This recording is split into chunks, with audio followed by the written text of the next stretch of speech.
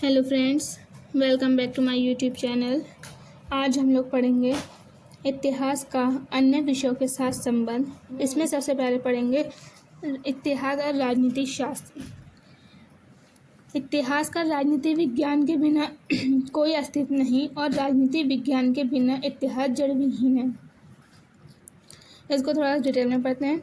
राजनीति विज्ञान इतिहास का मेरुदंड है। बीशे कली लिखते हैं कि इतिहास के विस्तृत विषय होने के कारण उसके राजनीतिक, संवैधानिक, कूटनीतिक, सैनिक, आर्थिक, सामाजिक आदि अनेक पहलू हैं।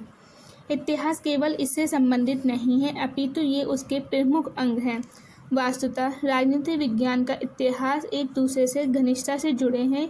इनकी घनिष्ठता को प्रदर्शित करते हुए एक इतिहासकार ने लिखा है, इतिहास का राजनीति विज्ञान के बिना कोई अस्तित्व नहीं और राजनीति विज्ञान बिना इतिहास जड़विहीन है। प्रारंभ में संकुचित क्षेत्रों के कारण दोनों एक ही विषय माने जाते हैं। प्राचीन काल में राजा, प्रजा व उनका इतिहास ही सब कुछ था, परंतु आधुनिक काल में दोनों पृथक पृथक विषय माने जाते हैं। दोनों में समानता ये थी कि इनकी विषय वस्तु एक ही है। राजनीतिक व्यक्ति ही इतिहास का विषय बनाते हैं व ऐतिहासिक व्यक्तियों का कोई न कोई राजनीतिक क्रियाकलाप भी हुआ करता था।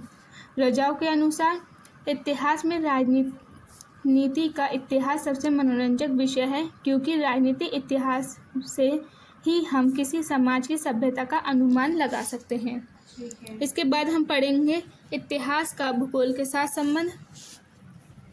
भूगोल वे मंच है जिस पर इतिहास के नाटकों का मंचन किया जाता है। इसको थोड़ा डिटेल में पढ़ते हैं। इतिहास व भूगोल का घनिष्ठ संबंध है। भूगोल की समुचित जानकारी के अभाव में इतिहास की विभिन्न शाखाओं का अध्ययन असंभव है। कूटनीति एवं सैनिक इतिहास पूर्ण एवं उचित जानकारी भी भूगोल के ज्ञान के बिना संभव नहीं। एक इतिहासकार का ये मत उचित प्रतीत होता है कि भूगोल वे मंच है जिस पर इतिहास के नाटकों का मंचन किया जाता है। प्रारंभिक युग में इतिहास की जानकारी के लिए भी भूगोल का ज्ञान सहायक है। विश्वसनीय स्रोतों के अभाव में इस काल में के इतिहास लेखन को जानने का प्रमुख आधार भूगोल है।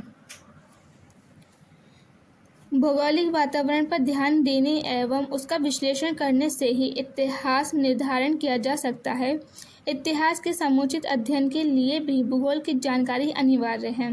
किसी भी देश या क्षेत्र की भौगोलिक स्थिति उसे स्थान विशेष के लिए अत्यंत महत्वपूर्ण होती है।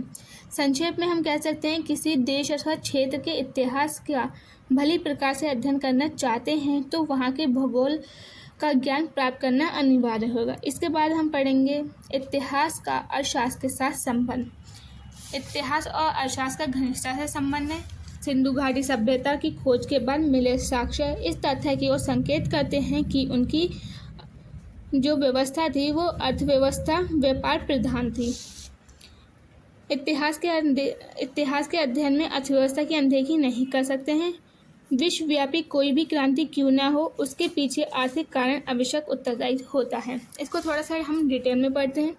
प्राचीन काल में प्रौद्योगिक काल से लेकर ऐतिहासिक काल तक इतिहास की विषय वस्तु समाज की अर्थव्यवस्था का आधार ही था।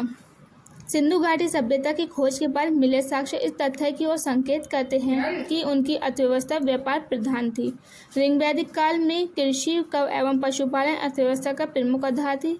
वह कालांतर में कृषि, पशुपालन व व्यापार समाज की अर्थव्यवस्था के प्रमुख आधार बन गए। इतिहास के अध्ययन में अर्थव्यवस्था की अनदेखी नहीं कर सकते हैं। मध्यकालीन भारतीय इतिहास के अध्ययन में अलाउद्दीन खिलजी की बाजार नियंत्रण की नीति एवं आर्थिक सुधारों की उपेक्षा नहीं की जा सकती।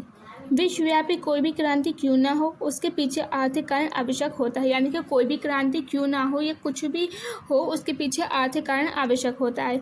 सर जॉन सीले लिखते हैं, अर्थशास्त्र के बिना इतिहास नींव रहित है और इतिहास के बिना अर्थशास्त्र फलहीन है। अगर आपको हमारी वीडियो अच्छी लगी हो तो लाइक कीजिए, सब्सक्राइब कीजिए और शेयर करना मत भूलिए। अगली नेक्स्ट वीडियो में हम इसके आगे का पढ़ेंगे। तो थैंक यू।